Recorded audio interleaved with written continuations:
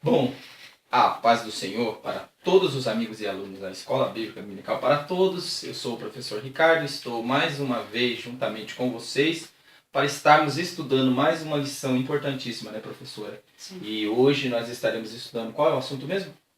A nova vida em Cristo. Então vamos falar a respeito de um assunto prático, né? Já falamos assuntos teologicamente, né? Tratamos de assuntos do capítulo 1º, do capítulo 1º ao capítulo 11, professor, ele se trata da questão teológica. Então Paulo ensina a respeito da fé, sobre a salvação, sobre a soteriologia, né? E ele ensina desses 11 capítulos, ele ensina sobre a parte teológica, né? A parte mais, vamos dizer assim, né? De conhecimento, a parte preparatória, né?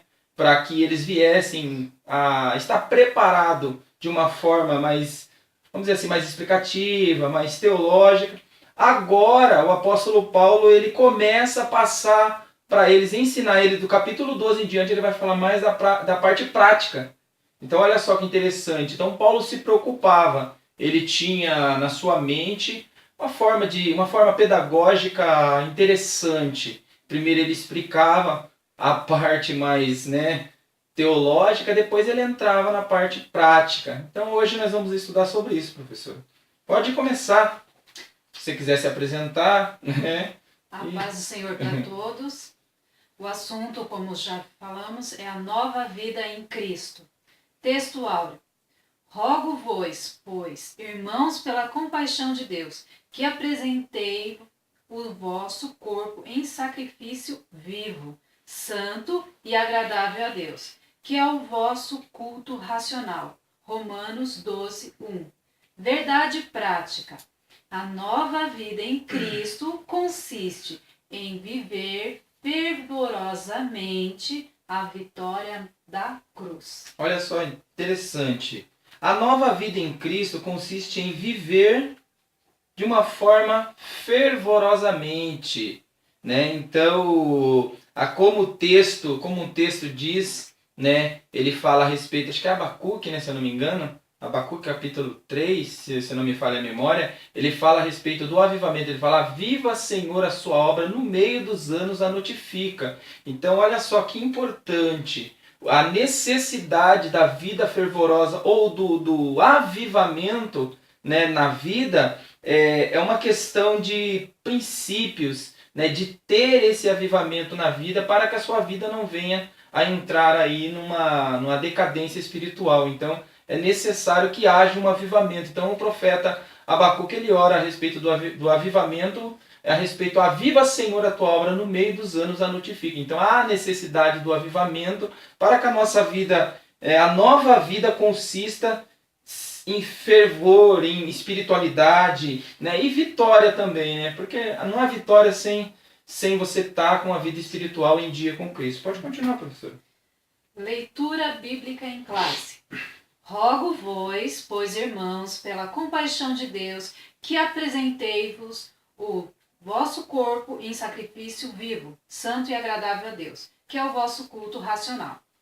E então não vos conformeis com este mundo, mas transformai-vos pela renovação do vosso entendimento, para que experimenteis quais seja a boa e agradável e perfeita vontade de Deus. Porque nela, pela graça que me é dada, digo a cada um dentre vós que não saiba mais do que o convém saber, mas que saiba com temperança, conforme a medida da fé que Deus repartiu a cada um.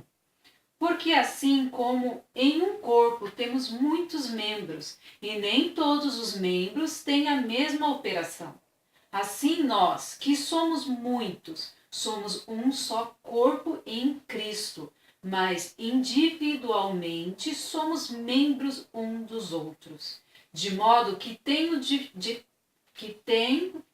diferentes dons, segundo a graça que nos é dada. Se é profecia, seja ela segundo a medida da fé. Se é ministério, seja a ministrar. Se é ensinar, haja dedicação ao ensino. Ou o que exorta, use esse dom em exortar. O que reparte, faça com liberalidade. O que preside, com cuidado. O que exercita a misericórdia, com alegria. O amor seja não fingido. Aborrecei o mal e apegai-vos ao bem. Amai-vos cordialmente uns aos outros, com amor fraternal, preferindo-vos em honra uns aos outros. Não sejais vagarosos no cuidado, seja fervorosos no espírito, servindo ao Senhor. Alegrai-vos na esperança, sede pacientes. Na tribulação, perseverai na oração. Romanos do 12, capítulo 12, do versículo 1 até o 12. Olha só, professora, que maravilha, né? Olha só que interessante aqui no versículo 3, que nos chama a atenção aqui. Aí a gente já entra aqui no comentário mais de uma forma mais abordativa aqui. Mas olha só o que ele fala. Porque, pela graça que me é dado, digo a cada um de dentre vós que não saibais mais do que convém saber. Olha só que coisa importante. O apóstolo Paulo, ele era um homem sábio, inteligentíssimo. Vamos dizer assim, se não era o homem mais sábio, né, entre os apóstolos, ou os apóstolos, né, podemos dizer assim, porque de discípulos, né, já passou para apóstolo, dos discípulos já passaram para apóstolo, e agora o Paulo, ele é chamado para ser apóstolo. Então você vai ver que Paulo, ele não era um homem, um simples pescador, ou um simples cobrador de impostos, né, ou um fazedor de rede. Não, ele não era somente isso, ele era um fazedor de tendas, ele tinha uma profissão, só que o apóstolo Paulo, em decorrência dos outros, ou em diferenciação dos outros, ele era fariseu. Ele foi instruído aos pés de um dos maiores mestres daquela época, que era Gamaliel. Então olha só que coisa interessante. Aí você vê o apóstolo Paulo com esse grau escolástico, né, se pode assim dizer, com esse grau de conhecimento, pronunciando uma palavra aqui que parece até ser irônica, professora. Né? Então você vai ver aqui que parece até uma ironia aquilo que ele está dizendo. Olha só que interessante. Porque pela graça que me é dada, né, digo cada um, essa graça que me é dada, ele fala pelo presente, né, pelo carisma que me é dado, digo a cada um dentre vós, eu digo para vocês, que não saibais mais do que convém saber. Mas, não, eu estou fazendo uma pergunta, mas não é uma pergunta. Digo a cada um dentre vós que não saibais mais do que convém saber, que é uma vírgula, mas que saiba com temperança. Com temperança é aquilo que tem gosto, né? Que dá para você tirar alguma coisa, ou se aproveitar, ou degustar de algo que a pessoa vai falar ou vai pronunciar, conforme a medida da fé que Deus repartiu a cada um. Então você vai ver aqui vamos dizer assim, o grau de humildade que o apóstolo Paulo chegou a dizer que não saiba mais do que convém saber. Por quê? Porque ele tinha muito conhecimento. Paulo, ele chega a um certo período da sua carreira cristã, de ele falar que tudo aquilo que ele conhecia, todo o conhecimento que ele tinha antes de conhecer o próprio Cristo, era esterco. Então, olha só, professora, o que é isso? O que isso será? O que Paulo será? Que Paulo quis dizer com isso, será? Com essa medida da fé de cada um. Nada de você saber tudo e querer demonstrar que é mais do que os outros. Ele sempre colocou que ele sempre é o menor. Porque ele era, né? Porque ele tinha, por mais sábio que ele era, por mais conhecedor de toda a lei, porque ele era um fariseu, né? Um aplicador da lei, um conhecedor veraz da lei, ele não se intitulava como um dos maiores sábios. Então ele tinha essa humildade. Ele ainda, a minha graça te basta. A minha graça te basta. Isso é maravilhoso. Continua, professora. Vamos entrar aqui na introdução, aí a gente vai comentar aqui. Introdução. A conexão entre tudo que Paulo escreveu anteriormente, do capítulo 1 até o 11, e o capítulo 12, é feito por intermédio do uso da partícula grega. Traduzido em português como portanto, pois, Neste contexto, o uso dessa partícula pode se referir a tudo aquilo que o apóstolo havia escrito anteriormente, ou pode também se referir àquilo que ele escreveu na seção que compreende somente o capítulo 9 a 11. O fato é que esse texto não está fora de lugar. Paulo havia tratado em detalhes sobre a justificação pela fé e como Deus, em sua soberania, tratou com os gentios e judeus nesse processo. Agora ele quer que os crentes tomem consciência de que tudo isso tem implicações práticas na vida, na nova vida em Cristo. Então, agora, aí que você vai entrar. Ele usa esse portanto aqui.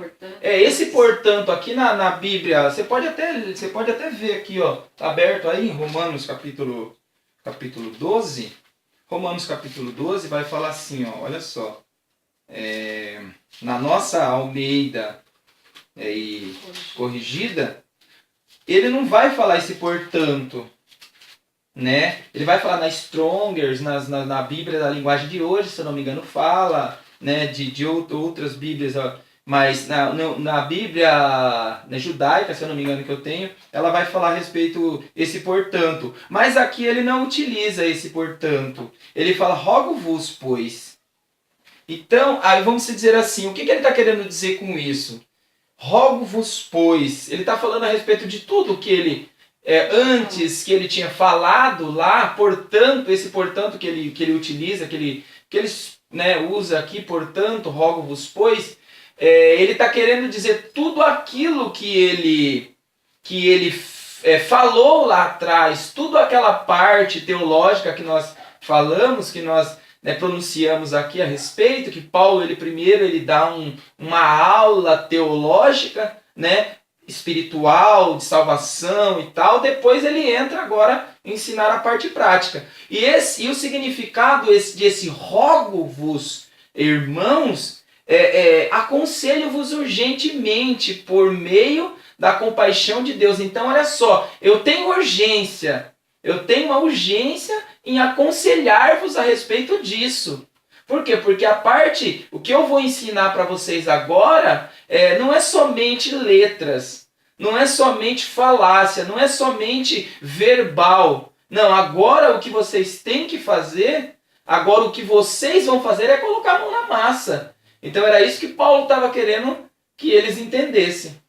E uma coisa que eu acho muito bonito na vida de Paulo é que ele sempre falava, mas não só falava, ele praticava. E isso, como ele mesmo falou já aqui, sede meus imitadores como eu sou de Cristo, porque Cristo, ele não só falava, ele praticava. Agia, ele falava, né? faz, mas eu estou ensinando como fazer, porque eu estou fazendo. E Paulo fazia muito disso. Vamos dizer assim, né? Como a sua formação é da parte pedagógica, então você sabe muito bem que a criança, quando ela vai aprender, ela não aprende somente na falácia ou somente no que está escrito, não, é na parte prática, né? A parte prática é que ela aprende melhor, é a forma mais fácil para a criança aprender, colocando a mão na massa, pegando ali, né? Eu estou lendo até sobre os jogos, né? A respeito sobre os jogos, sobre pedagogia, a respeito dos jogos para as crianças de 12, de 0 que ele fala de 0, mas até quando eles podem tocar. Mas vamos dizer assim, de uma idade de 2, 3 anos até uma idade, eles usam até a idade, até chegar na faculdade, mas provavelmente eles antes, né? São algumas fases que tem essas fases que fica mais fácil de você aprender através disso. Você sabe que você manipulando, você pegando, você usando aquilo, você vai aprender de uma forma melhor. Então era o que o apóstolo Paulo estava falando aqui, né, professora? Sim. Não porque são adultos, mas não adianta só um adulto falar para outro fazer, sendo que ele não faz. Com certeza. Então, bem que você disse, sede meus imitadores. Olha, faça tudo aquilo que você está vendo eu fazer, porque foi Cristo. Porque eu aprendi com Cristo. Então, quer dizer, eu vi, né? Mas Paulo não andou com Cristo. Não, pelo contrário. Se você for examinar as Escrituras, você vai ver que Paulo passou sim um tempo né? Ele passou seu tempo, depois que ele saiu, né? Depois que ele saiu ali do meio dos apóstolos, que ele subiu para Jerusalém, depois que ele se encontrou com Cristo ali no caminho de Damasco, quando ele sobe para a casa de Ananias, aí ele vai para Jerusalém, ele tenta ficar ali um período, só que aí o que acontece, professora? Né? Acho que é do capítulo 9 de Atos em diante. O que acontece? Aí o próprio Espírito Santo o tira, o manda que ele saia, e ele foi para um lugar que, vamos dizer assim, a Bíblia não fala, mas ele foi sozinho e ali ele teve ensinamentos. O próprio Jesus ensinou ele. Né? Depois, tanto que lá em Coríntios, né, no capítulo, acho que é o 11, né, que fala a respeito, 1 Coríntios capítulo 11, que fala a respeito da ceia, ele fala a respeito de, porque eu aprendi do Senhor. Porque eu aprendi o que também vos ensinei, né? Então tudo aquilo que eu aprendi é o que eu estou ensinando para vocês, porque, né, na noite que Jesus foi traído e tal, então tudo aquilo que ele aprendeu com o Senhor foi aquilo que ele estava ensinando também. Então por isso que ele, me copia aí, por favor. Né? Me copia aí, porque isso aqui eu aprendi com Cristo. Continua, professor. Ele não andou com Cristo, mas ele viu e perseguiu todos aqueles que com certeza. Com o período que ele passou com Cristo foi bastante, porque ele passou com Cristo glorificado. Então, vamos dizer assim, um privilégio, né? Pode continuar, professor. Em relação à mordomia da adoração cristã, uma exortação em forma de apelo. Rogo-vos, conforme aparece na versão Almeida e corrigida, que é o que nós já vimos, isso, né? Com certeza. Admoestar, encorajar e exortar. É o significado também que ele coloca aqui. Mas uma pergunta assim, mordomia cristã. Será que hoje existe essa mordomia cristã? Que vamos dizer assim, no grego, né, a tradução da palavra para o grego, a mordomia, ela dá no sentido de trabalho, né, de você ser mordomo, aquela pessoa que cuida, aquela pessoa que ela cuida das coisas do seu Senhor. Então, só que hoje as pessoas não querem ser mordomo, as pessoas não querem cuidar, pelo contrário, as pessoas querem desfrutar daquilo que eles foram chamados para cuidar. Olha só, professora. Então você vai ver que quando você... ele chama também de dispenseiro. Tá? E essa palavra também ela dá um sentido de dispenseiro. Então, o mordomo, na verdade, ele era também um dispenseiro. Aquele que tinha a chave da dispensa. Que guardava. Se você for no original, nos léxicos lá, você vai ver que ele também traz esse significado de ser aquele que guarda, aquele que tem a chave da dispensa, aquele que distribuía, ou tirava, ou pegava ali da dispensa para servir. Então, o dispenseiro hoje, na verdade, ele não quer cuidar da dispensa, ele não quer ser mordomo das coisas daquele que o chamou para o serviço. Não, pelo contrário. Ele quer ser o desfrutador. Ele quer desfrutar. Ele quer aproveitar das coisas que foi lhe colocado não para aproveitar, mas para servir. Olha só como isso se chama inversão de valores, professora. Né? Então isso ele tem um nome bem sintático, inversão de valores, invertendo o significado das colocações bíblicas. Então se você foi chamado para servo, você quer ser servido. Né? Se você foi chamado para, que nem Jesus fez o exemplo de lavar os pés dos discípulos, não. Eu quero que você lave o meu pé, porque eu já subi muito alto. O meu grau está muito alto e eu não posso lavar os seus pés. Por quê? Porque isso não me compete, porque eu não sou mais servo. Eu não sou mais dispenseiro, ou eu não sou mais mordomo. Agora eu sou o dono. Olha só que interessante. Continua, por favor. Incrível, né? As doutrinas bíblicas, mesmo aquelas mais complexas, não devem promover apenas especulações teológicas, mas fomentar no crente a piedade cristã, que é tudo isso que você... Com certeza. Piedade. Você sabe qual é o significado de piedade? É você se compadecer. Então, quando você se compadece do outro, você está exercendo a piedade. Vamos dizer assim, que é um trabalho, isso também ele está englobado dentro do trabalho da voluntariedade.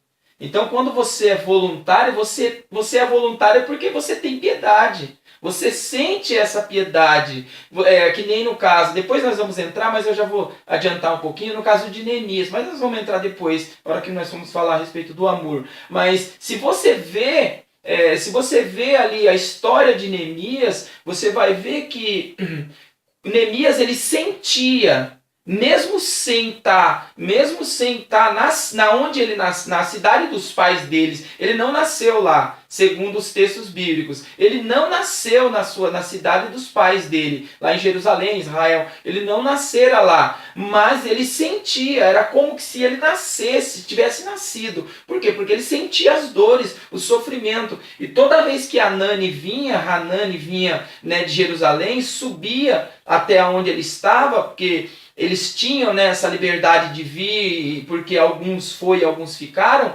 né, os que decidiram ficar e ficaram lá, porque a cidade estava toda destruída, né, mas os que foram cativos, eles ficaram, né, ali porque tinha trabalho, tinha as mordomias e ficaram. Só que os que ficaram lá estavam sofrendo. Mas aí Neemias, como ele era copeiro do rei, ele toda vez que Hanani subia, ele perguntava como é que estavam os judeus que ficaram em Israel. Os judeus que ficaram lá. Aí ele trazia as notícias para ele, toda vez ele se compadecia. Então isso que é você ter essa piedade, se compadecer do outro. Pode continuar. Uma palavra concernente ao corpo. Nós vamos agora entrar, vamos dizer assim, nos significados, né? Porque aqui, ó, né, antes de você ler aqui, porque ele vai falar assim, ó, no primeiro versículo, né? No capítulo 12, do versículo 1, ele vai falar assim: rogo-vos, pois, irmãos, pela compaixão de Deus, que apresentai o vosso corpo. Então agora ele vai falar a respeito, né, do serviço, né, vamos dizer assim, de colocar a mão na massa mesmo, né, do serviço. Pode continuar. Em primeiro lugar, o corpo deve ser oferecido em sacrifício.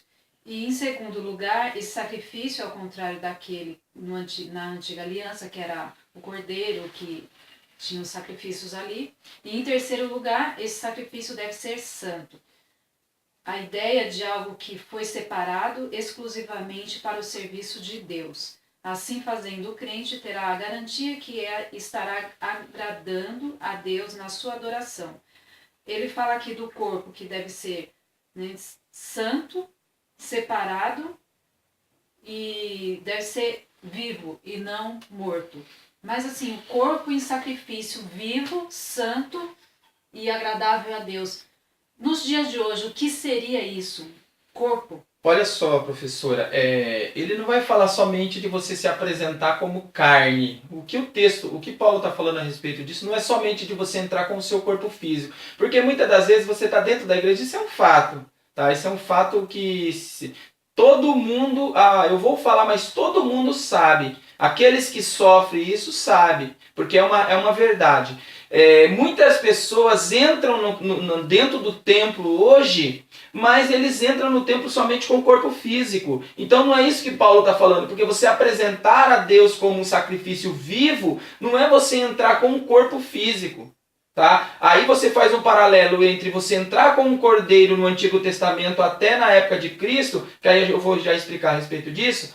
Você entrar no Antigo Testamento e no Novo Testamento com um sacrifício, eles entravam vivo. Só que o animal ele não tinha a mesma sensibilidade, ele não tem a mesma sensibilidade que o ser humano. Então você entrar com um sacrifício dentro com um animal, né, você entrava com ele vivo, ele sabendo que ali ele ia ser degolado para cobrir o pecado de alguém. Agora o ser humano, ele entra vivo, só que ao mesmo tempo que ele entra vivo, parece que ele está morto. Por que isso acontece? Porque ele entra somente com o corpo físico.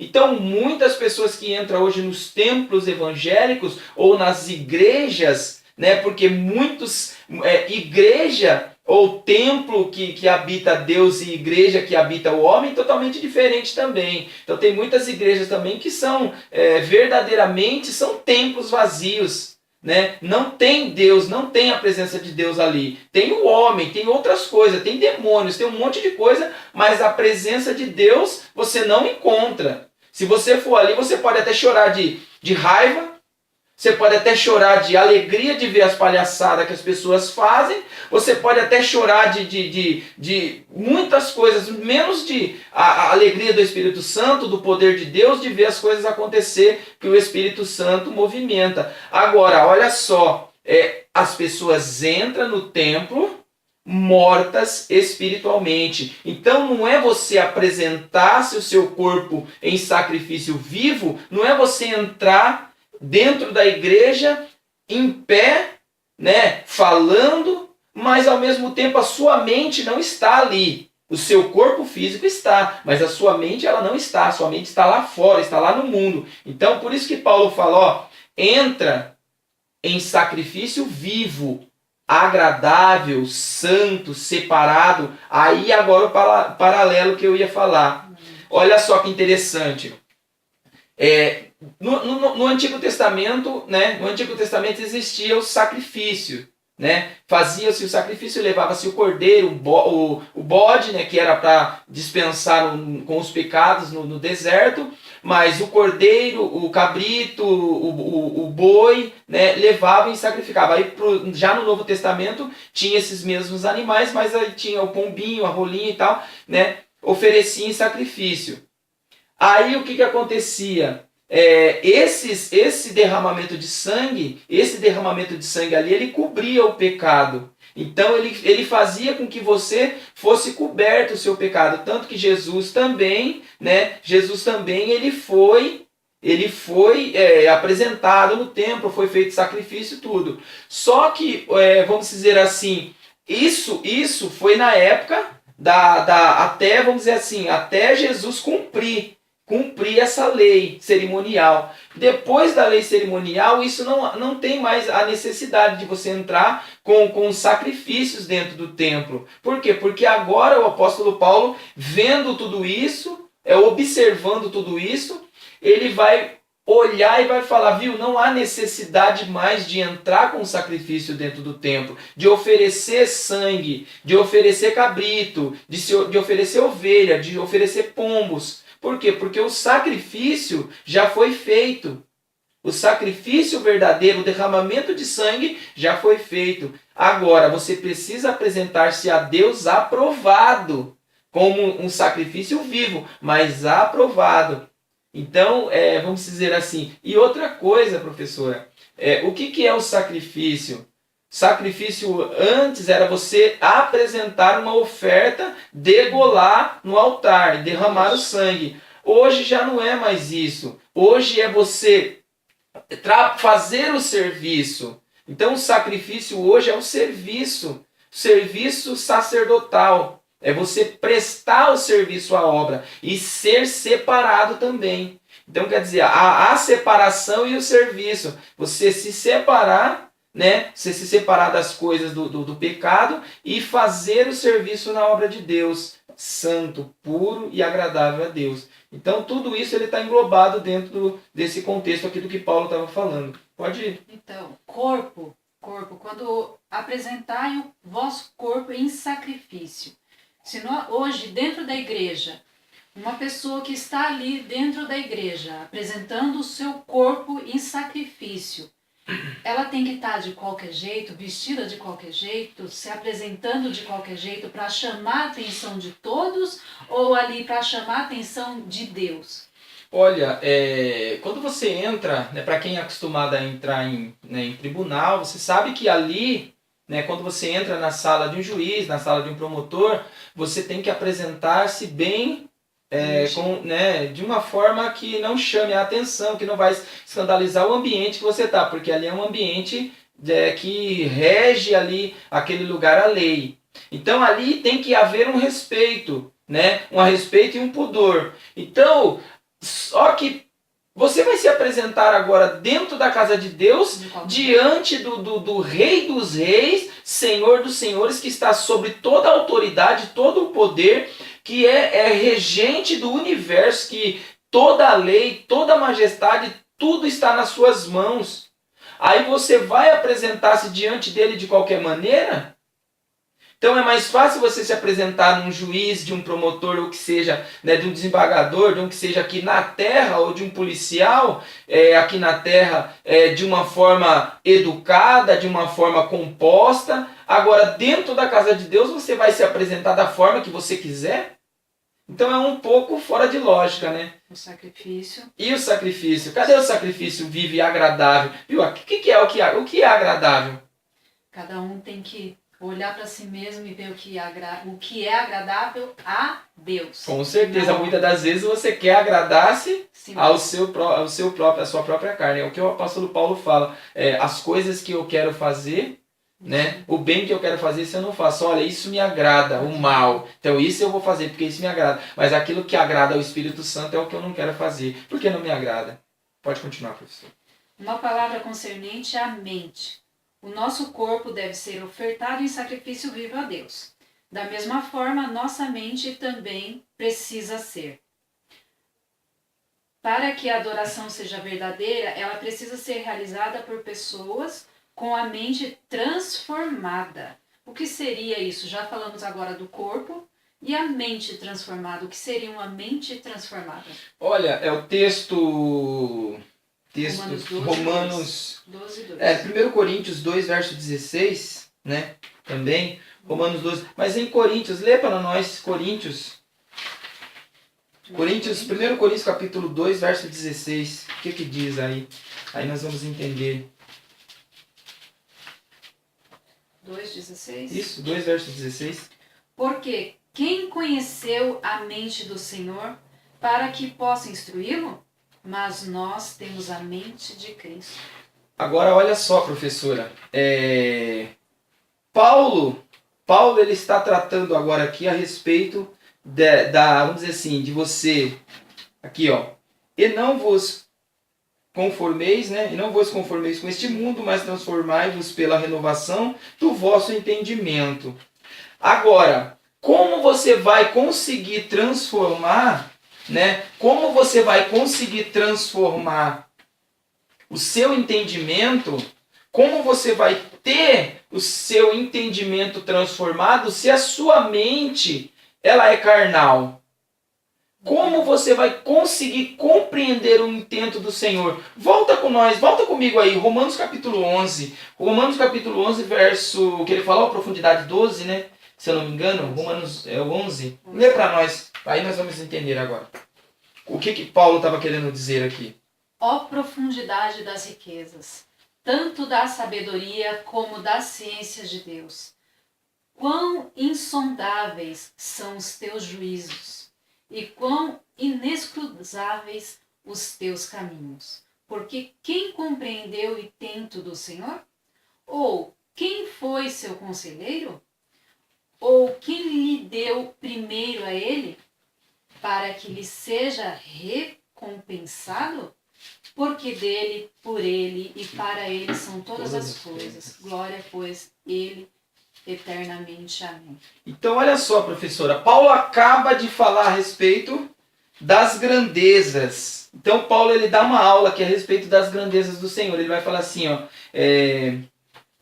Romanos 11, né? 11 verso 33. Ó profundidade, olha só, quão profundo, né, são as riquezas. Ó profundidade, tanto da sabedoria como da ciência de Deus.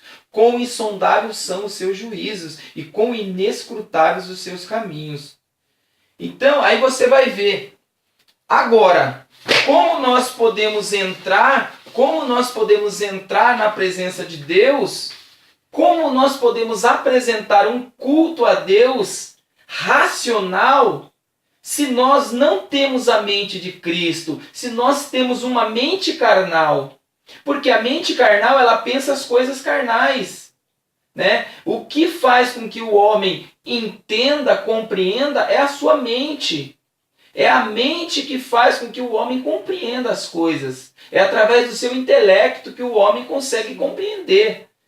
Isso vai e desce para o coração, né? Você entende e isso vai para o coração. Mas aquilo, ele está na sua mente. Aí o que nós lemos em Coríntios fala a respeito de ter a mente de Cristo. Só assim Só assim nós vamos conseguir compreender.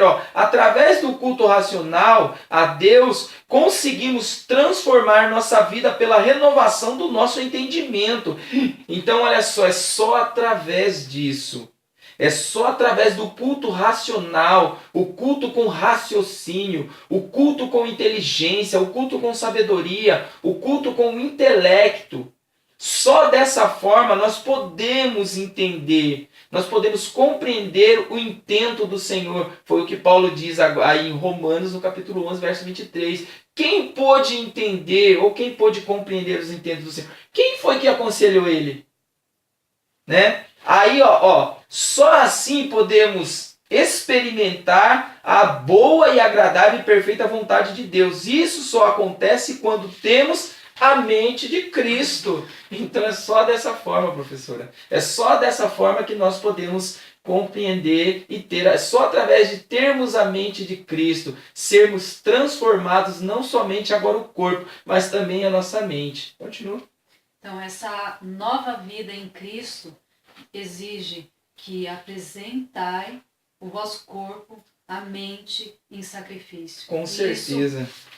Aquele que tem a mente do Senhor, ele consegue fazer isso muito bem. Com certeza. Então ele não engloba somente no corpo, né? O que Paulo está falando aqui não é somente do corpo físico.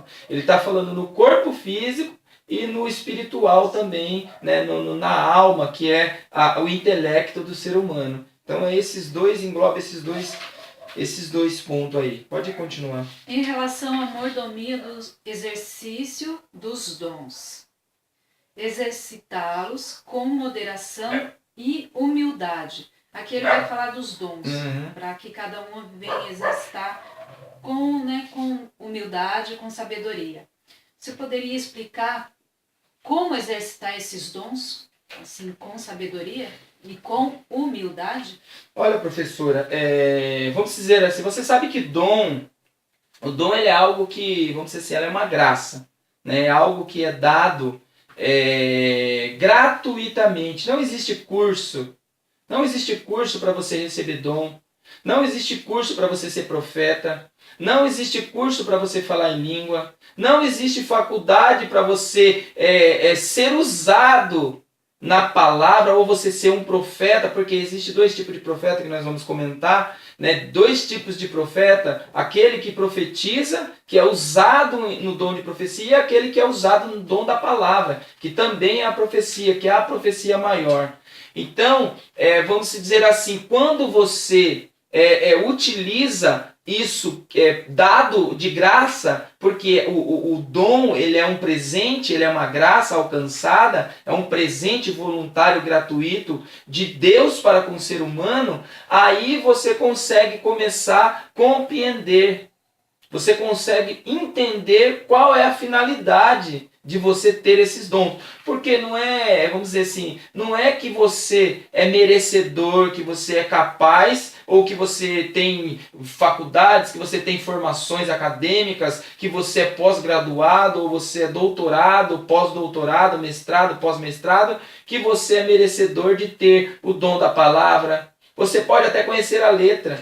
O próprio apóstolo Paulo ele utiliza um verbo que ele fala assim: a letra mata. Né? Ele usa esse termo aí, a letra mata, mas o espírito vivifica. Por quê? Porque ele tinha conhecimento de causa. Ele sabia que tudo aquilo que ele conhecia, que era baseado na letra, matava.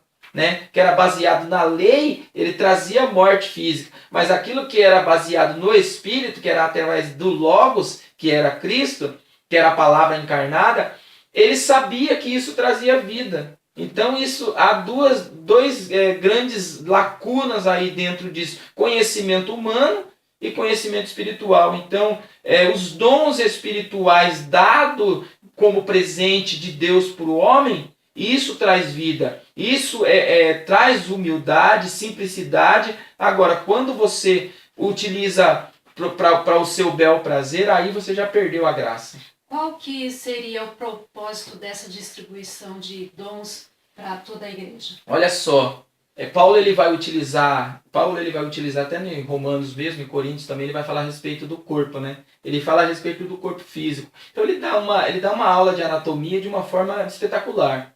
né? Aí ele fala a respeito do corpo físico, que o corpo em si, todo ele é movimentado por membros, ele é composto por membros. Orelha, ele vai falar sobre a orelha, sobre o nariz, pode a orelha, o nariz ou tal, querer ir para um lugar, sendo que, né, quem comanda a cabeça, quem comanda o corpo é a cabeça, ele fala isso, quem comanda o corpo é a cabeça, né? E quem é a cabeça do corpo espiritualmente? É Cristo. Só que, vamos dizer assim, quem comanda a nossa cabeça é o cérebro, né, do ser humano. E aí o que acontece? Você sabe que todos os membros ele funciona por causa do cérebro. Então é o cérebro que comanda todos os movimentos corpóreos. Então isso é um fato. O dedo ele pode dizer que ele é mais do que o nariz? Não. A boca ela pode se dizer ser mais do que o olho? Né? Então tem até uma parábola a respeito do olho e do nariz. Não sei se você já ouviu falar. Que o olho não queria usar óculos, né? E o nariz não queria deixar o olho usar óculos porque ele era míope e ele não conseguia enxergar direito. Aí até que chegou um tempo, o que aconteceu? O corpo estava andando e ele tropeçou e caiu. Aí acabou se machucando o nariz. Aí ele pega e usa agora a palavra e fala assim, viu? Nós somos um só. Se você tivesse permitido que eu usasse esse óculos, você não tinha se machucado. Então, olha só a moral da história. Se nós permitirmos que cada membro se utilize para cada finalidade do corpo, ninguém vai se machucar. Todos nós vamos ser abençoados. Então, é da mesma forma os dons. Então, os dons existem para isso. Para que o corpo seja abençoado através dos dons. Então, cada um vai ser usado de uma forma dentro da igreja. Cada membro vai receber um dom que é distribuído pelo Espírito Santo. E é para cada finalidade. Cresça e seja edificada. Com certeza, a igreja cresça e seja edificada. Né? E os que estão lá fora, venha a receber também a bênção e aceitar Jesus através disso. Continua, professor. Ninguém que exercitasse os dons espirituais deveria achar que era alguma coisa independente da graça. É exatamente isso o significado que o vocábulo grego quer dizer. Traduzido isso aqui, pensar de si mesmo além do que convém. Tudo um depende do outro. Com não certeza. É mais, nenhum mais, nem ninguém é mais do que ninguém. O único nesse contexto espiritual, o único no contexto espiritual que é soberano é a cabeça, que é Cristo. Por quê? Porque ela comanda todo o corpo. Até na aula passada nós falamos a respeito, só que nós não conseguimos tratar a respeito disso. Mas eu fui estudando a respeito disso, aí a gente foi vendo algumas colocações que nós poderíamos ter até usado, mas o tempo não deu. Mas olha só, ele fala a respeito da videira, né? Ele fala a respeito da videira e do jambuzeiro.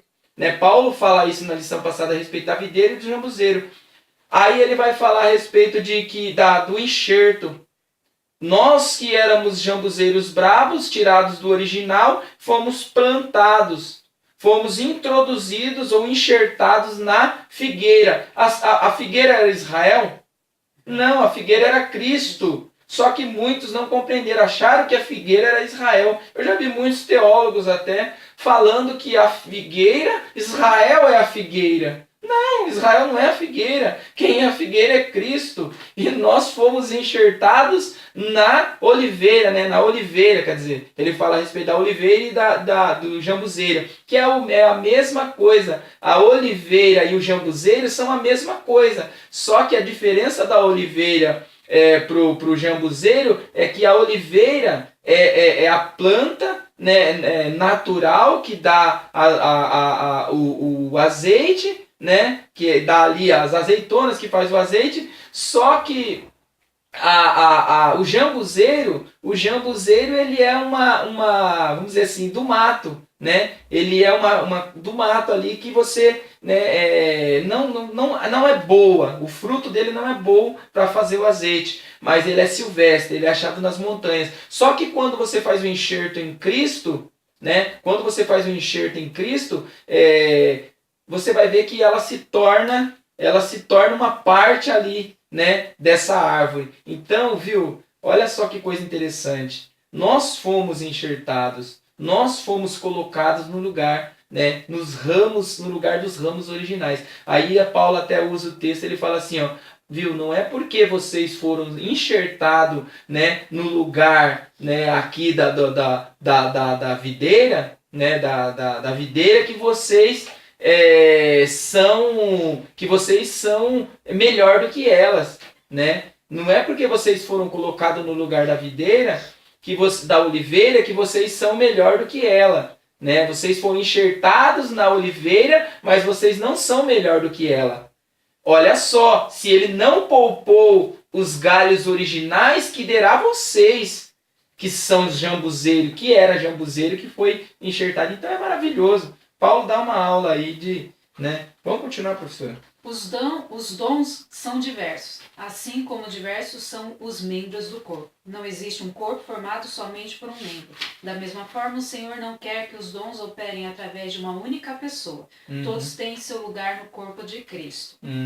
E aí aqui ele também fala assim, os dons, portanto, devem ser exercidos com dedicação e regularidade. Eles são dádivas de Deus e precisam ser desempenhados no contexto da igreja. Somos membros de um corpo e cada um recebeu o seu dom para trabalhar na obra de Deus. Com certeza, cada um recebeu para fazer aquilo que for necessário. Mas olha, você não recebeu para ficar parado. Você não tem um dom para você ficar somente olhando e vendo os outros trabalhar. Você recebeu um dom, é para você trabalhar. Lembra da parábola ali como é que fala? Que ele dá uma moeda para um, 10, 5 dos talentos, né? Ele dá um talento para um, dá 5 para outro e 10 para o outro. Aí ele pega e vai e manda eles investir, fazer qualquer coisa, trabalhar com eles. Um foi que tinha 10, ganhou mais 10, se tornou 20. Um foi que tinha 5, ganhou mais 5, se tornou 10. O outro que ganhou 1, olha só que interessante, você vai ver que o dele era menos responsabilidade. O dele era menos responsabilidade. O que tinha ele não tinha quase responsabilidade. Era um talento, era a coisa mais fácil de você fazer com que aquele talento se tornasse outro. Porque era muito mais fácil, era menos responsabilidade. Já o que tinha mais 5 já era um pouco mais de responsabilidade. O que tinha 10 já era mais responsabilidade. Então a cada um é dado e exige a cada um uma certa responsabilidade. Agora, para esse que tinha um só, que ele poderia ter feito igual os outros, ganhado mais um, o que ele fez? Enterrou. Ficou com medo do Senhor. Ele tinha certeza, olha só que interessante o texto, ele tinha certeza que ele não ia conseguir granjear outro, por isso que ele enterra. Se fosse igual aos outros, eles tinham certeza que eles iam granjear, mas esse não tinha. Ele foi e enterrou, olha, eu sei que o meu Senhor ele é bravo, ele é ruim, ele vai me cobrar, então eu vou guardar para mim não perder também esse. Ele já ele já tinha certeza de que não ia granjear e também tinha certeza que ele com dinheiro na mão ele ia gastar. Porque ele foi e enterrou. Se eu ficar com ele na mão, eu vou perder. Então é melhor eu enterrar, a hora que o Senhor chegar, eu devolvo. Então, olha só que interessante. Os dons é para isso, professora. Para granjear mais. Para fazer, fazer coisas não para enterrar. Você ia falar sobre o dom de profecia e o profeta. Olha só, professora, é bem simples. O dom de profecias, ele é um dom... vamos primeiro no primeiro princípio aqui. O profeta ele já vem desde o Antigo Testamento. Sabemos que o profeta ele era um serviço, né? Ele era um serviço de profeta, era um trabalho, né? Era uma profissão, ser profeta. Isso, e Deus, né, falava, né, usava o profeta, dava as suas palavras para o profeta transmitir para o povo. Sendo que o sacerdote ele representava o povo a Deus, já o profeta representava Deus ao povo. Então era essa qualificação aí do profeta, e era um serviço. Aí o que acontece? Esse termo, serviço profético, ele termina em João Batista. Você vai ver que Mateus, lá o próprio Jesus fala que o último dos profetas foi João Batista. Então se encerra ali o dom, o serviço profético. Só que não terminou o serviço profético como serviço, entre aspas, como emprego, só que continua como o dom de profecia e ser usado como profeta. Então são duas lógicas diferentes. o ser usado como profeta é você pregar, é você transmitir a palavra, ser usado na profecia maior, que é a palavra. Já o que tem o dom de profecia é esporádico. É algo que ele vem e vai. Deus ele te dá uma palavra para você transmitir algo do coração dele para você transmitir, só que aquilo não fica com você. Ele dá naquele momento, você entrega e naquele momento se encerra. Então há duas diferenças aí. E muitas pessoas se intitulam profeta. Hoje você vê o que mais tem é profeta por aí. Ah, eu sou profeta de Deus. Então vamos lá, professor. Exercitar o amor. O amor está muito desgastado e quase sempre é associado a apenas sentimentos.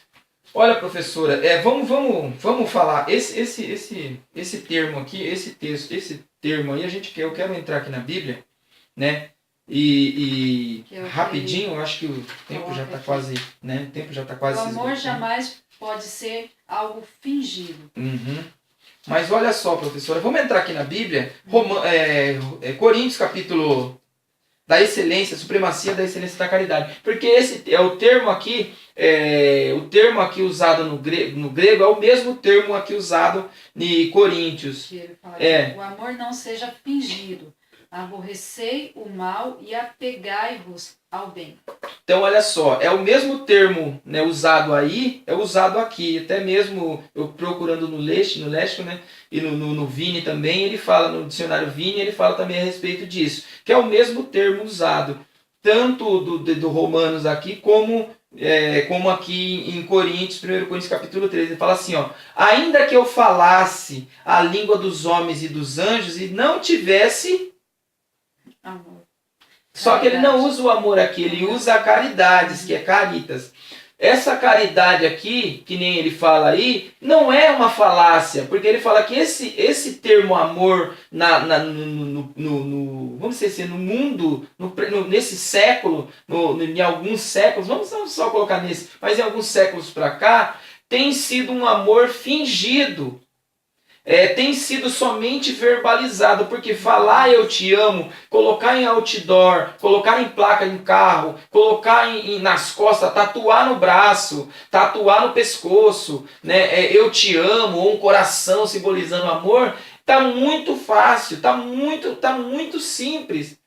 Agora, o que Paulo está falando aqui a respeito, ele está falando de um amor, não somente um amor verbalizado em palavras. Olha só o que ele fala, para você entender que não é um amor verbalizado em palavras só. Porque ele fala assim, ele não usa o termo amor, ele usa o termo caridade. Seria como o metal que soa ou como o sino que tine. Seria como você bater e fazer barulho, se você não usasse esse termo caridade.